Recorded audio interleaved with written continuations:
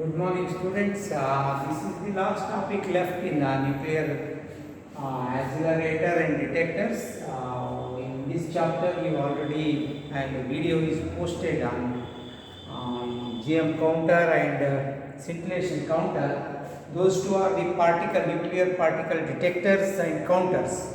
Now, here today we take up a particle accelerator. If you want to accelerate the radiation emitted by the sources, we use a cyclotron. Cyclotron is for a particle accelerator mainly used for positive ion acceleration. It may be a proton or it may be an alpha particle. If you want to accelerate, if you want to give more energy to that, then we take cyclotron. Cyclotron consists of two Ds, semi-hollow circular discs D1, D2. They shape themselves, make them to call as Ds. So D1, D2s are the Ds. These are the hollow semicircular metal boxes, and these two are placed nearby in this manner and in an evacuated chamber. And this evacuated chamber is kept in a magnetic field. And a radio frequency oscillator is applied for these Ds, right? This is shown here in a magnified way. These are the two Ds, and a radio frequency, high frequency AC is applied to these Ds. This is called radio frequency AC frequency say and the ion source A is the ion source kept at the middle of the Ds, and when we are going to apply, see this, when a particle is emitted from A, it is get accelerated. One end is positive and another end is negative. So a positive ion is accelerated towards the negative plate. So it enters this D. So during this process it gains the energy, so its velocity increases. But once it enters the D, since it is hollow and it is in an evacuated chamber, the field inside this D is 0. So no more acceleration. You only accelerated through this. Once it is inside the charged sphere and semi-sphere, it is not accelerated. But magnetic field, since we are applying a magnetic field and magnetic field is kept perpendicular to the planes of the Ds. If these are the Ds and we are applying magnetic field in a perpendicular direction to the plane of the Ds. Okay, this magnetic field makes them to go in a circular path. Right? So when it comes out, what happens again? We are radio frequency AC, this is applied in such a way that now this becomes negative, this becomes positive. So again it is accelerated. So a linear path I have shown. Accelerated. Inside no field, so due to magnetic field it takes circular path. Again here it is acceleration. It gains energy in each cycle in between the gaps of the Ds, right? Only acceleration in gap of the Ds. Inside the Ds, they are taking circular path. So many circles are made when it gets sufficient energy. A target is applied with a negative charge, then it comes out and it is made to hit the required target. This is the target actually. This is some negative field is applied to make it to come out of the Ds. Okay, this is the principle used in this. Let us work out how it gains the energy. In this, it is if V is the applied voltage in between the gap and E is the charge. E is here, you can use even Q here, E used to represent the charge of the ion. Now if you take proton, it is E, this expression is proton. If you are taking for alpha particle, you have to take it as a 2E. Okay, E into V is equal to half mv square. this is the velocity, it is gaining the kinetic energy gained by the ion is equal to charge of the ion into the voltage applied on the Ds. So half m square is the kinetic energy it gains in between the gaps of the Ds.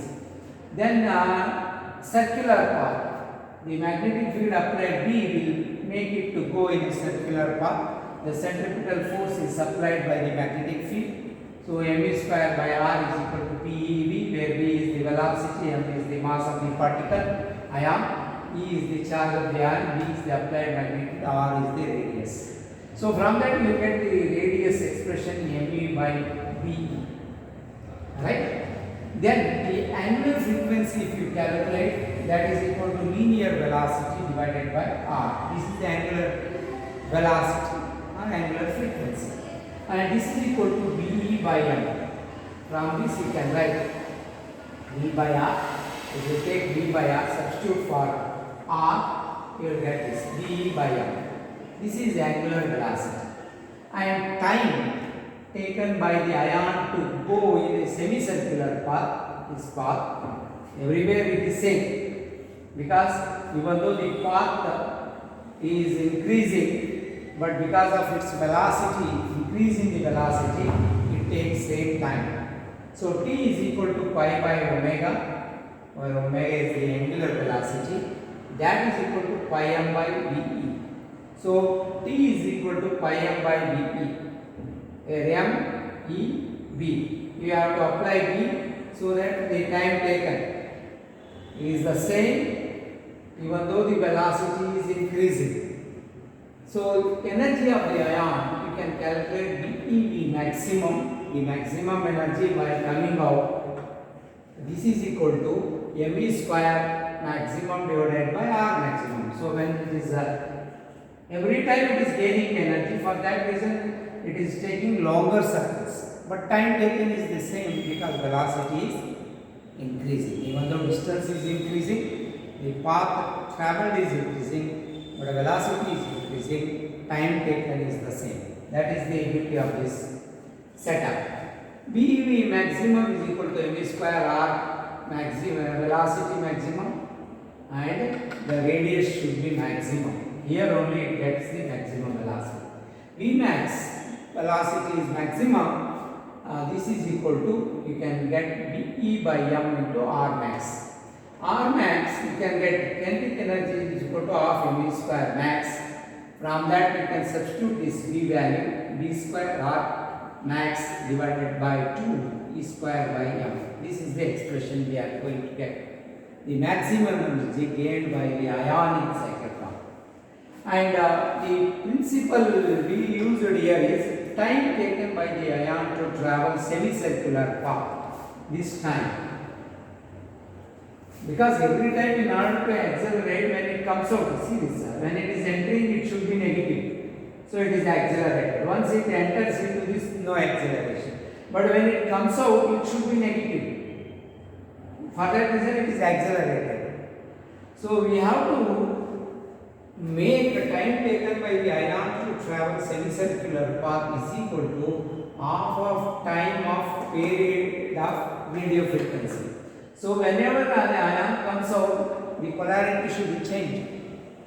That is the beauty. So this time taken should be equal to the half of the frequency of the RF, radio frequency applied. So pi m by T, this is the time, that time equal to T by 2, where T is the time period of this radio frequency applied. So this T can be calculated 2m by Be.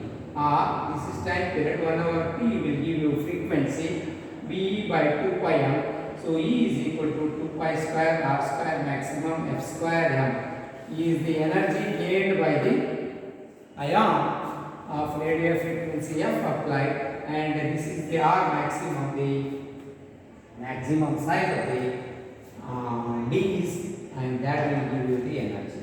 So this is the principle involved. But there is a limitation. Once you get it gets maximum energy, what happens? we have to apply relativistic correction. The mass is going to increase. You know that relativity. So there is a limitation. F m is equal to m naught square. When the velocity is comparable to velocity of light, then mass is going to change. The mass is a factor involved in this.